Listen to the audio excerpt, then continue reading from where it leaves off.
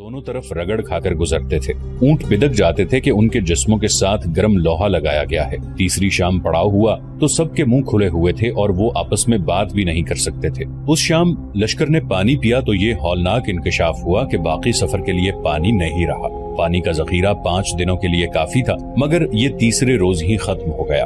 रास्ते में भी मुजाहिदीन पानी पीते थे। चौथा दिन कयामत से कम न था। पानी की एक बूंद नहीं थी। प्यास का असर जिस्मानी होता है और एक असर सहरा का अपना होता है। ये असर जहन को बिगाड़ देता है।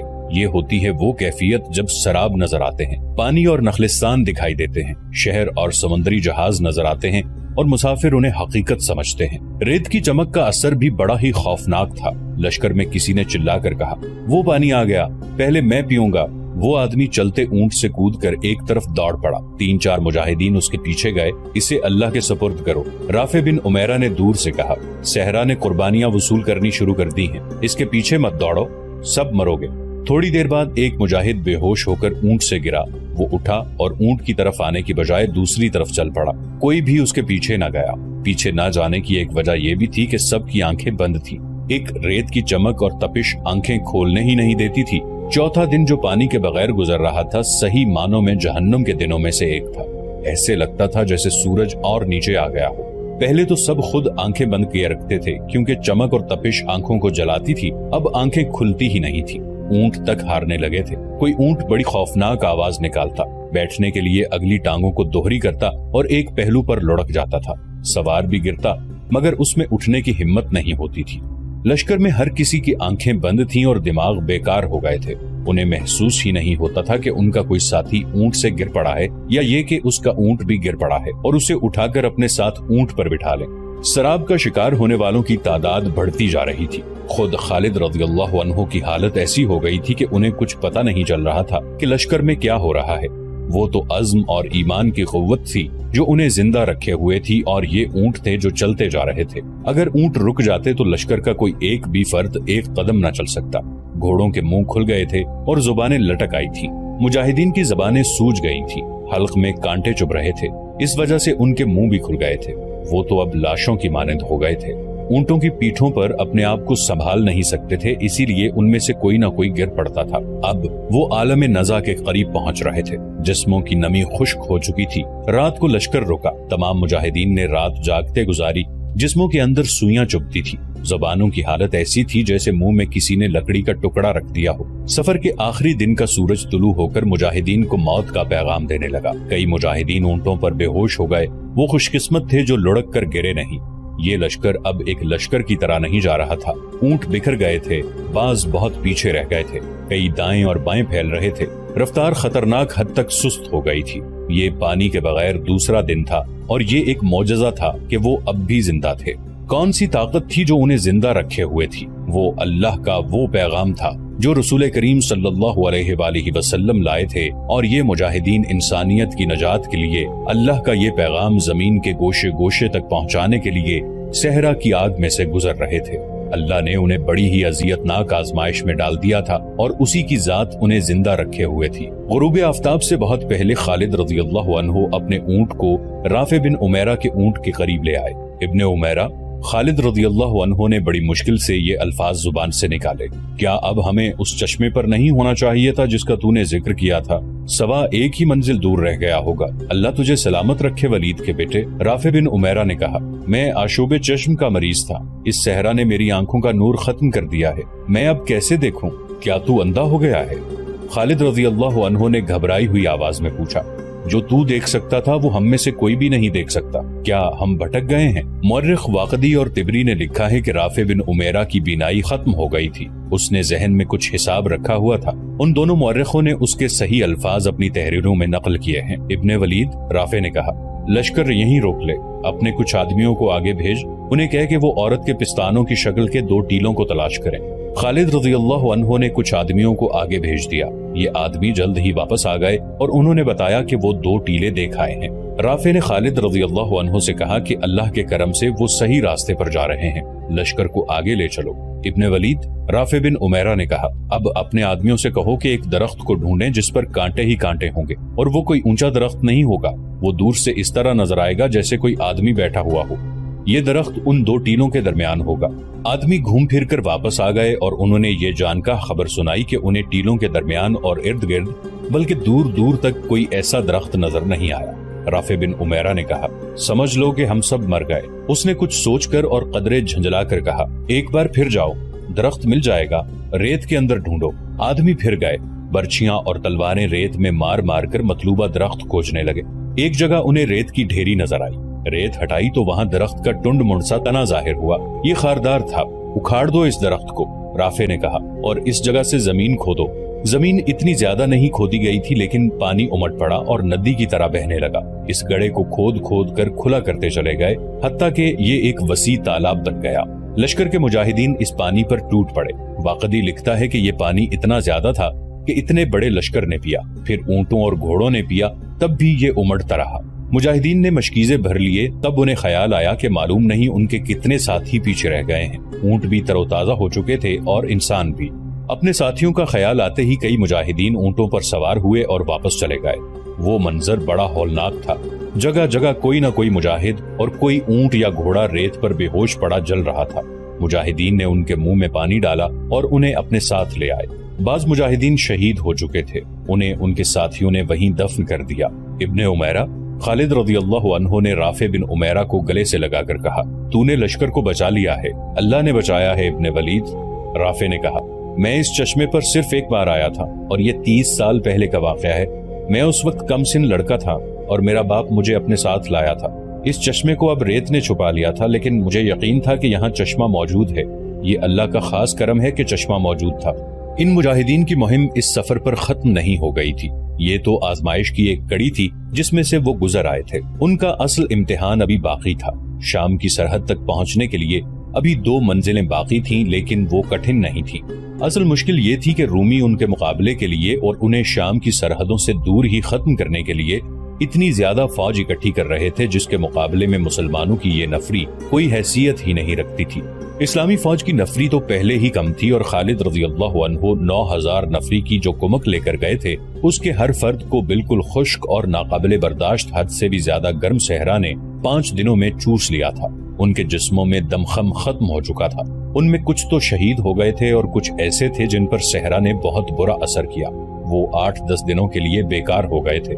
باقی نفری کو بھی 2-3 دن آرام کی ضرورت تھی لیکن احوال و قوائف ایسے تھے کہ انہیں آرام کی مہلت نہیں مل سکتی تھی۔ دشمن بیدار اور تیار تھا اور یہ بڑا ہی طاقتور دشمن تھا۔ اس وقت کے ملک شام پر رومی حکمران تھے اور ان کی فوج اس دور کی مشہور طاقتور اور مضبوط فوج تھی۔ اس دور میں 2 ہی شاہی فوجیں مشہور تھیں، ایک فارس کی فوج اور دوسری رومیوں کی۔ دور دور تک ان دونوں فوجوں کی دھاک بیٹھی ہوئی تھی۔ نفری زیادہ ہونے کے علاوہ ان کے ہتھیار برتر تھے۔ روم کی فوجوں کے متعلق تاریخ نویسوں نے لکھا ہے کہ جس راستے سے گزرتی تھی اس راستے کی بستیاں خالی ہو جاتی تھی۔ فارس کی جنگی طاقت کو تو مسلمانوں نے بڑی تھوڑی نفری سے ختم کر دیا تھا اور عراق کے بے شمار علاقے پر قبضہ کر لیا تھا۔ اب مسلمان دوسری بڑی جنگی طاقت کو للکار رہے تھے۔ رومی اکیلے نہیں تھے، ان کا اتحادی غسان کا بڑا ہی طاقتور قبیلہ تھا۔ رومی جب ان علاقوں میں آئے تو غسان واحد قبیلہ تھا جس نے رومیوں کا مقابلہ کیا تھا۔ یہ مقابلہ چند دنوں یا مہینوں پر ختم نہیں ہو گیا تھا بلکہ غسانی بڑی لمبی مدت تک لڑتے رہے تھے۔ رومیوں نے شام کے وسیع علاقے پر قبضہ کر لیا تو بھی غسانی لڑتے رہے۔ وہ رومی فوج کی سرحدی چوکیوں پر شب خون مارتے رہتے اور کبھی رومیوں کے مقبوضہ علاقے میں دور اندر جا کر بھی حملے کرتے رہتے۔ غسانی اور رومیوں کی یہ جنگ نسل در نسل چلتی رہی۔ آخر رومیوں کو تسلیم کرنا پڑا کہ غسانی ایک قبیلہ نہیں قوم ہیں اور انہیں تہ تیغ نہیں کیا جا سکتا۔ چنانچہ رومیوں نے غسانیوں کی الگ قومی حیثیت تسلیم کر لی اور انہیں شام کا کچھ علاقہ دے کر انہیں اس طرح کی خود مختاری دے دی کہ ان کا اپنا بادشاہ ہوگا اور وہ کسی حد تک روم کے بادشاہ کے ماتحت ہوگا۔ یہ بڑا پرانا واقعہ ہے۔ وقت گزرنے کے ساتھ غسانی قبیلہ ایسی صورت اختیار کر گیا کہ اس کے شاہی خاندان کو روم کا شاہی خاندان سمجھا جانے لگا۔ آج کے اردن اور جنوبی شام پر غسانیوں کی حکمرانی تھی۔ یہ بھی رومیوں کی طرح ایک بادشاہی تھی جس کی فوج منظم اور طاقتور تھی اور اسے ہتھیاروں کے معاملے میں بھی برتری حاصل تھی۔ اس بادشاہی کا پایہ تخت بصرہ تھا۔ مسلمان رومیوں اور غسانیوں کو للکار کر بہت بڑا خطرہ مول لے رہے تھے۔ جنگ کا یہ دستور ہے کہ حملہ آور فوج کی نفری اس ملک کی فوج سے 3 گنا نہ ہو تو دگنی ضرور ہونی چاہیے، کیونکہ جس فوج پر حملہ کیا جاتا ہے وہ قلعہ بند ہوتی ہے اور وہ تازہ دم بھی ہوتی ہے۔ حملہ آور فوج بڑا لمبا سفر کر کے آتی ہے اس لیے وہ تازہ دم نہیں ہوتی۔ جس فوج پر حملہ کیا جاتا ہے وہ اپنے ملک میں ہوتی ہے جہاں اسے رسد اور کمک کی سہولت موجود ہوتی ہے، اس کے مقابلے میں حملہ آور فوج اس سہولت سے محروم ہوتی ہے۔ وہاں کا بچہ حملہ آور فوج کا دشمن ہوتا ہے۔ مسلمان جب شام پر حملہ کرنے گئے تو ان کی نفری 37,000 تھی، 28,000 پہلے وہاں موجود تھی اور کم و بیش 9,000 خالد رضی اللہ عنہ لے کر گئے تھے۔ یہ 9,000 مجاہدین فوری طور پر لڑنے کے قابل نہیں تھے۔ جس ملک پر وہ حملہ کرنے گئے تھے وہاں کم و بیش 1.5 لاکھ نفری کی تازہ دم فوج موجود تھی اور مقابلے کے لیے بالکل تیار۔ 5 دنوں کے بھیانک سفر کے بعد جب مجاہدین نے چشمے سے پانی پی لیا، کھانا بھی کھا لیا تو ان پر غنودگی کا طاری ہونا قدرتی تھا۔ انہیں توقع تھی کہ انہیں کچھ دیر آرام کی مہلت ملے گی۔ آرام ان کا حق بھی تھا، لیکن اپنے سالار اعلیٰ خالد رضی اللہ عنہ کو دیکھا۔ خالد رضی اللہ عنہ اب اونٹ کے بجائے اپنے گھوڑے پر سوار تھے۔ اس کا مطلب یہ تھا کہ ایک لمحے کا بھی آرام نہیں ملے گا۔ مورخ واقدی نے لکھا ہے کہ خالد رضی اللہ عنہ نے ہلکی سی زرہ پہن رکھی تھی۔ انہوں نے یہ زرہ اس چشمے پر آ کر پہنی۔ زرہ مسیلمہ کذاب کی تھی۔ خالد رضی اللہ عنہ نے جب اسے شکست دی تھی تو اس کی زرہ اتروا کر اپنے پاس رکھ لی تھی۔ یہ ارتداد پر فتح حاصل کرنے کی یادگار تھی۔ اس فتح کی ایک نشانی اور بھی خالد رضی اللہ عنہ کے پاس تھی، یہ تلوار تھی۔ یہ بھی مسیلمہ کذاب ہی کی تھی۔ خالد رضی اللہ عنہ نے وہی تلوار کمر سے باندھ رکھی تھی۔ واقدی کے مطابق خالد رضی اللہ عنہ کے سر پر زنجیروں والی خود تھی اور خود پر انہوں نے امامہ باندھا ہوا تھا۔ امامے کا رنگ سرخ تھا۔ خود کے نیچے انہوں نے جو ٹوپی پہن رکھی تھی وہ بھی سرخ رنگ کی ہی تھی۔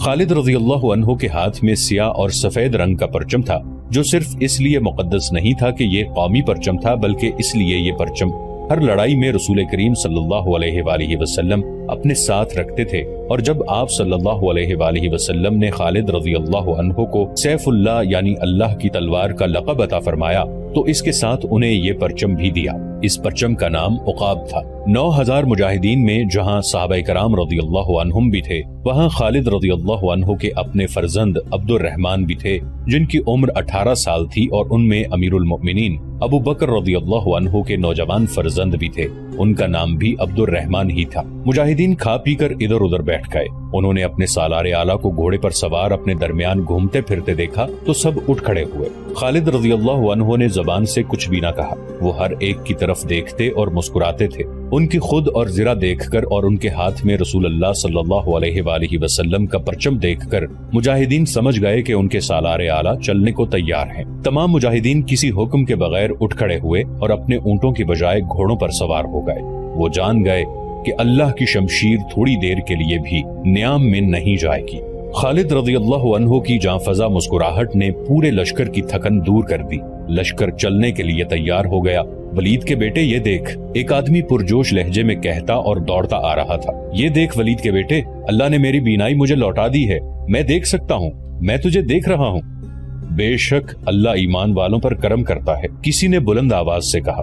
اللہ رحیم و کریم ہے، کسی اور نے نعرہ لگایا۔ یہ تھا رافع بن عمیرہ جس نے اس لشکر کی رہنمائی اس خطرناک صحرا میں کی تھی۔ وہ آشوب چشم کا مریض تھا، ریت کی چمک اور تپش سے اس کی بینائی ختم ہو گئی تھی، لیکن جسم میں چشمے کا پانی گیا اور آنکھوں میں پانی کے چھینٹے پڑے تو رافع کی بینائی واپس آ گئی۔